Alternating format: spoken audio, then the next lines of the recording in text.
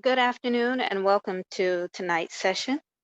I'm your host, Mu'mina Abdullah, and the title of our session is The Number One Tool You Need to Transform Your Teaching and Learning. I've been teaching for about 20 years. I started my career, actually, the career I chose was IT, but then later on, realizing that I really enjoyed teaching and that's what I wanted to do, I officially switched my career to teaching and went and pursued a master's in educational technology. So, bringing those two backgrounds together, my IT background and teaching background, I'm now an educational technologist. So this time that we're living in right now is actually an ed tech's dream to have all this technology flowing and everyone having to use it.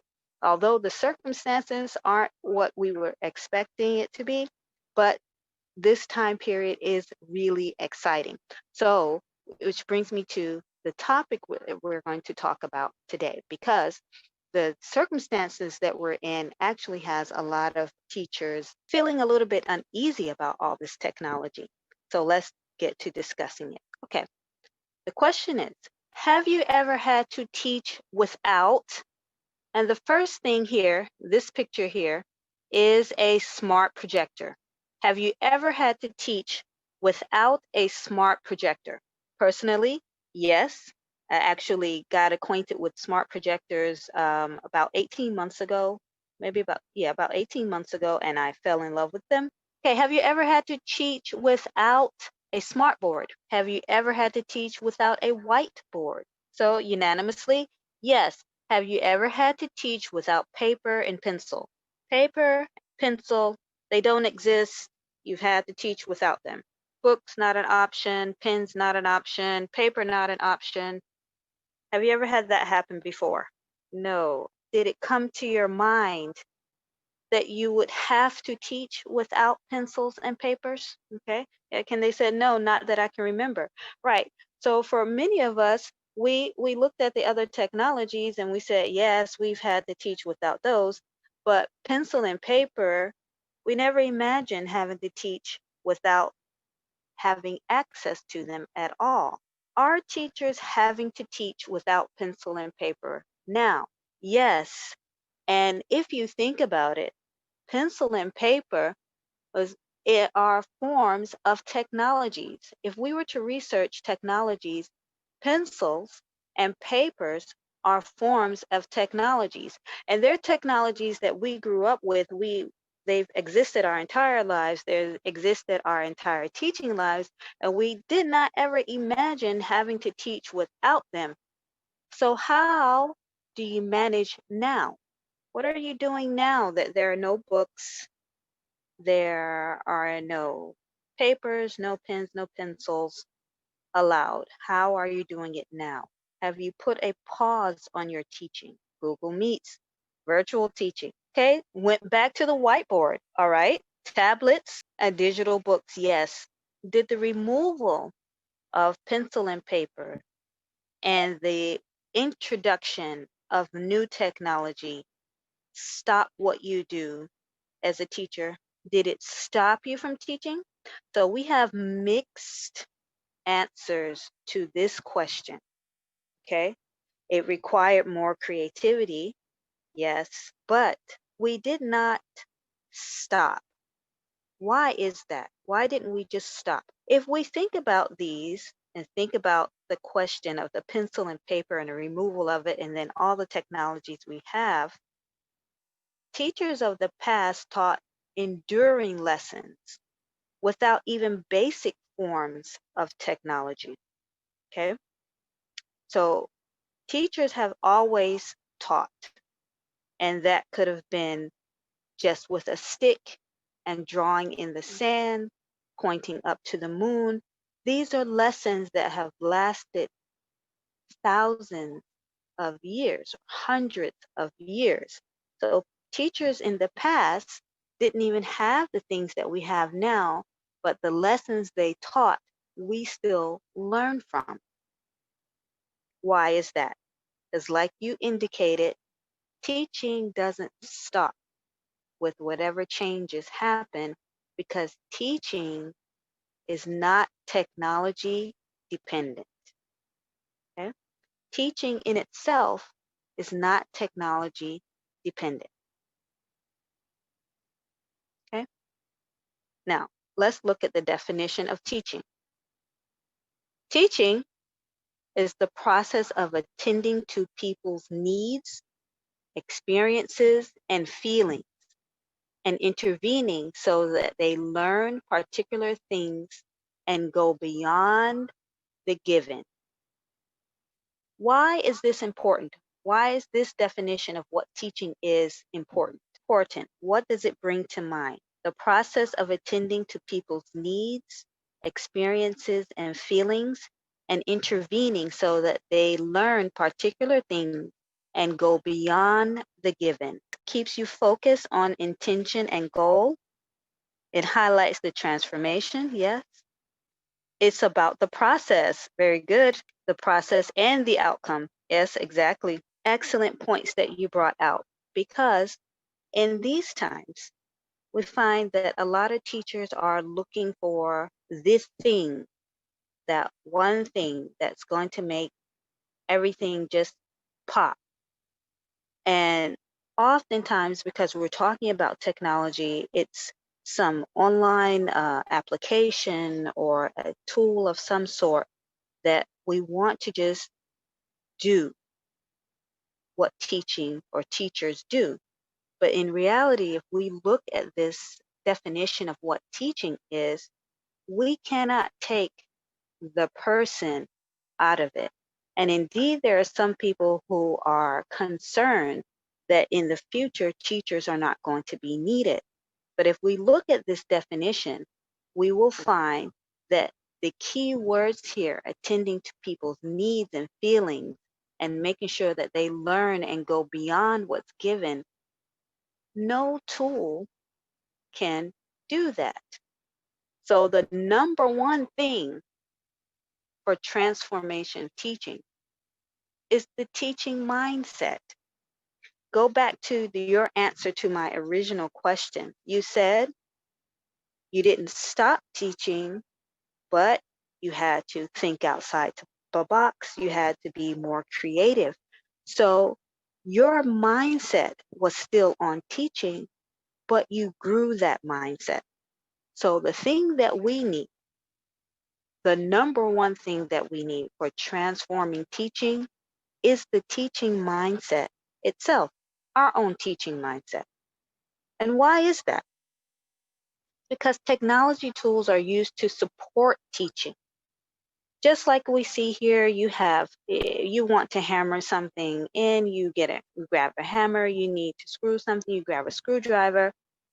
But it is the person behind those tools that's putting it together based on what they plan and what they envision their outcome to be. So our technology tools are support our teaching. It does not replace sound teaching principles and experience. So your experience as a teacher is just as important now as it ever was. Actually, it more important because what you have with you is um, knowing how to teach and knowing how students learn, and now you're going to adapt it. Added to that, tools can enhance learning experiences. And this is true. If we have the right set of applications, we can put it in our lessons well and we get our students to use it. It really does enhance their learning experiences. But without the fundamentals of learning or knowing how students learn, the tools might not be used effectively. And in some cases, the tools actually become more of a hindrance or more of a frustration than they are a benefit, simply because the foundation of what teaching isn't there. Have you ever experienced this happening? Yes, when the tools are present, but the mindset is not, so it's not really used effectively. So if it's not the tools that we want to focus on, what should take the focus? Okay, I'm going to go back just a little bit. Kende says, when trying to teach other people tech-heavy lessons that in reality lack the proper stages of teaching. Okay, yes. What I understand here is that there's so much technology being used that people tend to skip stages that's needed in order to make that lesson effective. You're teaching and your Wi-Fi shuts off. Okay, yes, those are definitely issues that happen when you're using technology, and sometimes it could be out of your hands. But if the person is grounded in teaching principles, they should be able to overcome, to some degree, overcome those limitations. Okay, Medium says, if a student doesn't know how to read, then giving them an independent task using the tablet, then the tool is ineffective. Excellent. That is an excellent example that we stay now, okay, oh yes, we have access to this and that. Oh, we can send the students here or there online, or we can give them this and just simply assign them everything on their tablet. But the student doesn't have the skills that are needed in the first place. So here we have to fall back on sound principles of teaching because it's ineffective whether the student had a tablet or a book. That student can't accomplish the task. Teaching someone how to prepare food but not stressing the small objectives so they only see the outcome and cannot duplicate. Yes. So you're focused on what the end product is, but you haven't given them the steps to get there.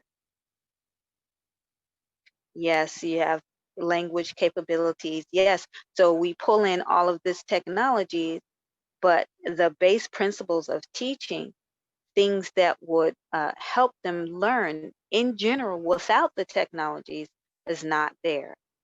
So, what should take focus? If we're not going to focus on all the tools and we're not going to focus on the technology, what should we focus on? Okay, Medium says a student without digital literacy now has a barrier to their learning. Yes, so expecting them to just be able to leads to further issues in learning. Excellent. Yep, it leads to another barrier because we assume that students automatically know. And this happened. I had a situation like that as well, where we were getting ready to move online, and the students were like, "Oh, wait a minute, miss. I don't even know how to use the application that they want us to use." And it was like, just pause for a second. If we had a student who had a broken pencil lead, we would say, yeah, sure, make sure your pencils are, sharpened up and everything before you take this exam. But here it is in this situation, we readily threw all this technology at students, not taking into account that you could actually cause a technology barrier when the students don't know how to use the technology as well. Now, I think situations like this, though, lead people to hyper focus on the technology. Uh, Make sure all the teachers are trained. Make sure the students have a session. Make sure that they know how to use this tool. Make sure that they've done a professional development on that tool. Is that where we should be focusing? Is that where our focus should be? What do you think? Because there are loads of tools out there. There are loads of applications out there.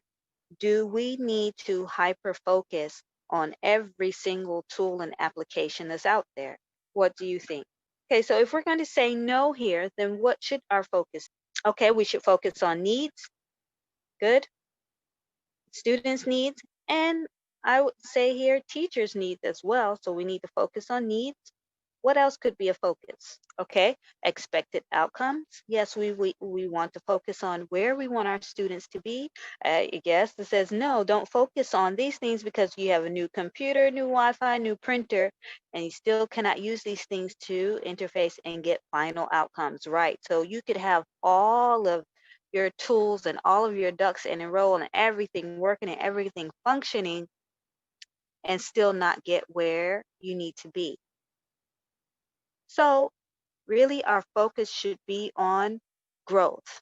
And this part, I want to focus on uh, teachers themselves, ourselves rather, because oftentimes when we're faced with situations like this, like I said earlier, people tend to want to know what's the next tool I'm supposed to use. What is the tool I need to use to do a live lesson? What is the tool I need to use to engage students? What is the tool I need to make sure that kids feel like they're playing a game while they're learning? What is the tool I need to use to make sure that they're safely watching videos? What is the tool?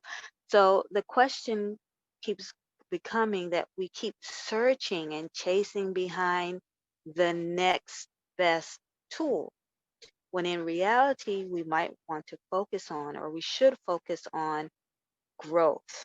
First of all, skill and knowledge, and then positive self image, empowering belief, and confidence. And I'm going to take this next part because this could actually um, apply to students as well. Because as a teacher, you also want to have your students focus on these four areas. But I'm going to discuss it in reference to teaching, because once we have this growth in these four areas, it actually helps the teacher do his or her task better. Okay, so when we're talking about skill and knowledge, you're talking about growth in teaching principles, how you teach, and how students learn, more important. Um, but for me, I would say when I learned how students learn, that dramatically changed the way I taught, versus focusing on what to teach, which a lot of teachers do. When we set out to make our lessons, or when we step into the classroom, our immediate thought is, what am I teaching? How am I teaching? And then we have inspections, and then we have, observations where the teacher is being observed. But it's more important to think about, especially when you're disconnected from your student, it's more important to think about principles of how students learn. Okay. Then you also have strategies. There are tested and proven strategies out there that once you learn them, they become much easier to teach. It becomes much easier to teach, it becomes much easier to get to your end objective. And then practice. It helps to practice whenever you have something new. We're in a realm of newness. So when you encounter something new, it helps to practice, but not to practice on your own. It helps to have a mentor. It helps to have someone who can critique your work and give you pointers on where to go next. And this is how you build skill and knowledge. I know for me, I had gone many years without my lesson plans being critiqued, meaning people would, you have supervisors say, okay, all the parts of your lesson plan is there, check, check, check, great, you turned it in on time, that's fine. But to have someone more experienced look at your thought process and say, okay, what were you thinking here? What do you think the outcome will be here? And to actually critique your work, that leads to a tremendous amount of growth in skill and knowledge. So when you're looking to grow your skill and knowledge, look for this. Look to see if you have someone in your environment that you can pass off ideas to, someone who can look at your work and critique it and actually give you pointers, and actually point out sticky points that you might not have thought about. Invest in yourself. Okay, sometimes this takes an investment. Growing your skill and knowledge takes investment. That could be investment of time, and that could be investment of money, or both. But invest, because what you know and can do will always be with you. It doesn't matter what environment you're in, that will always be with you. So, in a sense, despite all of the many tools you might have out there, what you know and can do is like a Swiss Army knife in your pocket. And some people say once you have a Swiss Army knife, you'll never be without a tool. You can use it for almost anything. So your own skill and knowledge will be like your own Swiss Army knife. You can pull it out in any situation and start to get to work. The next point is positive self image. You need to have a positive self image and not a limiting self image. There are teachers who really do feel like this situation is beyond their scope. They did not see themselves as someone who can teach online. They didn't see themselves as online teachers. They don't see themselves as creative people. They don't see themselves as those who can think outside the box.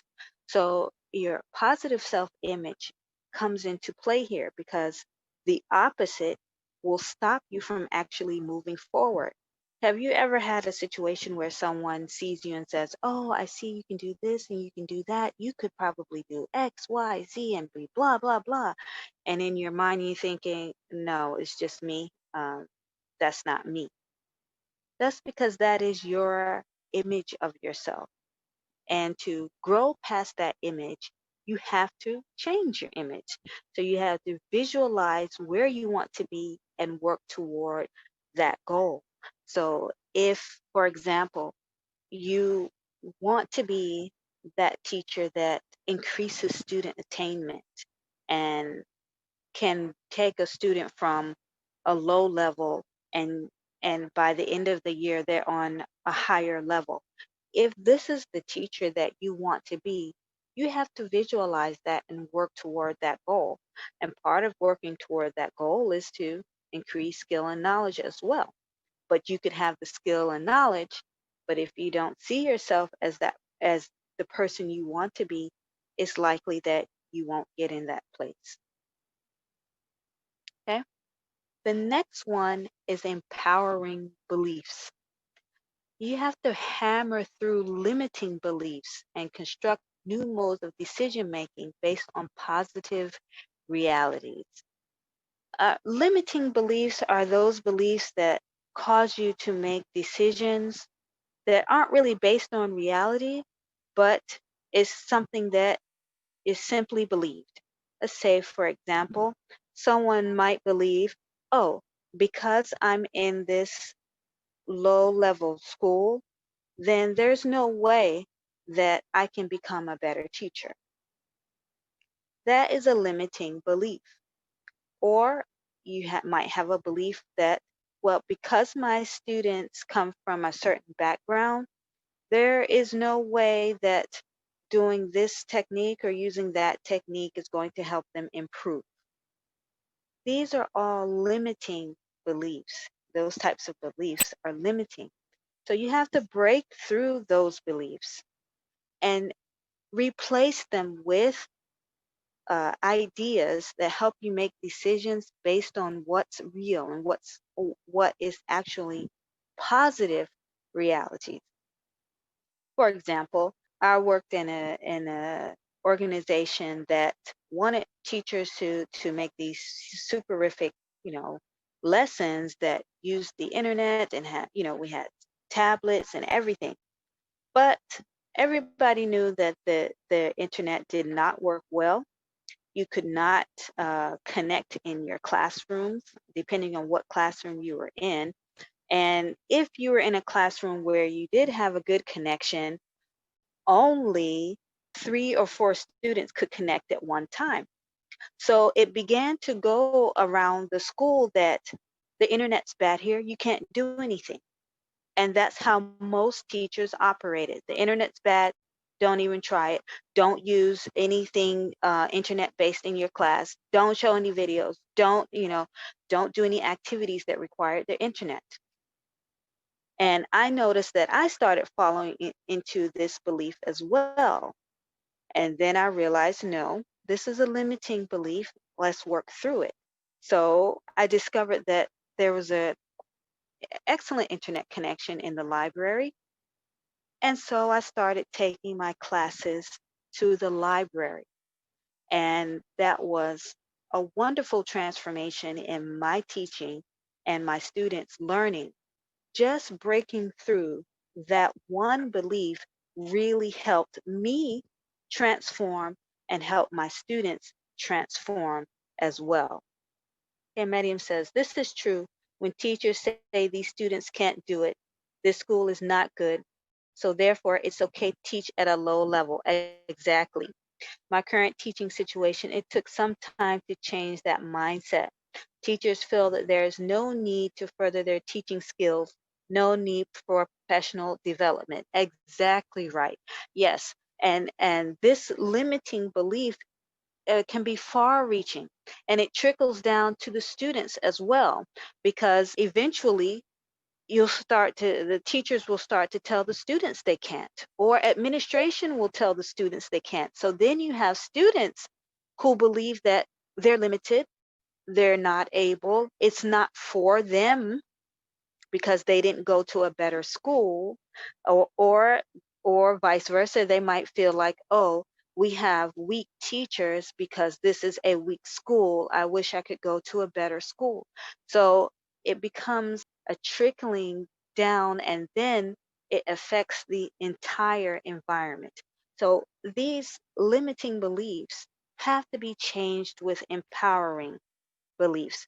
And sometimes it only takes one conversation to do that. And I'll give an example from myself, my experience.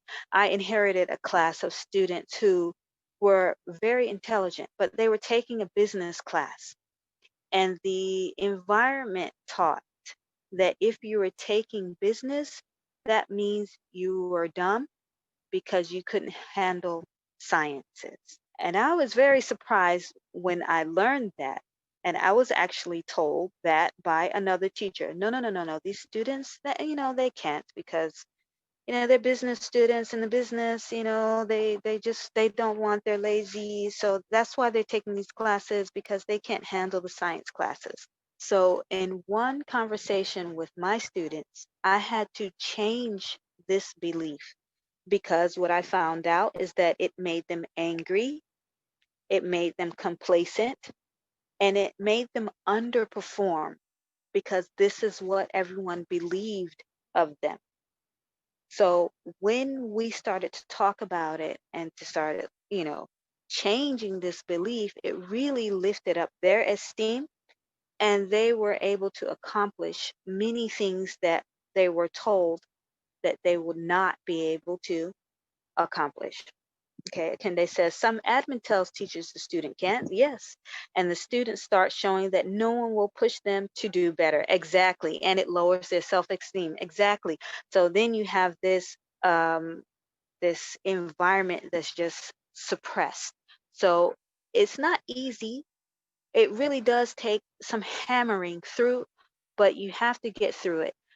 And on this next point, you have to have the confidence to do this. Yeah, and the encouragement will change their behavior.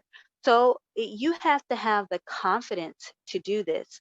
You have to have the confidence to experiment, because in this day and age, nothing's set. No one really knows. We're experimenting with schedules, having some students in school, having some students at home. People are teaching in environments they've never taught before. It has never been even experienced before, because not only are we talking about a merging of different platforms, we're also talking about health and safety issues. We're talking about health and wellness issues as well. So everything is new. So we now have to experiment to see what is right, but you have to have the confidence to be able to start experimenting and not be afraid of failure, not be afraid of chastisement, not be afraid of backlash. So it takes really shaking off fear and being confident to make mistakes, to admit not knowing, and to learn from others. So some people are really afraid to say, hey, listen, I don't know this. Can you show me what you do, or can you help me figure this out? And it really does hinder you. I've seen teachers who suffer just to not say they don't know, and just to not have to go to someone else for help. Added to that, you have teachers who are brilliant, are capable, but they keep everything to themselves because they're afraid to take the lead.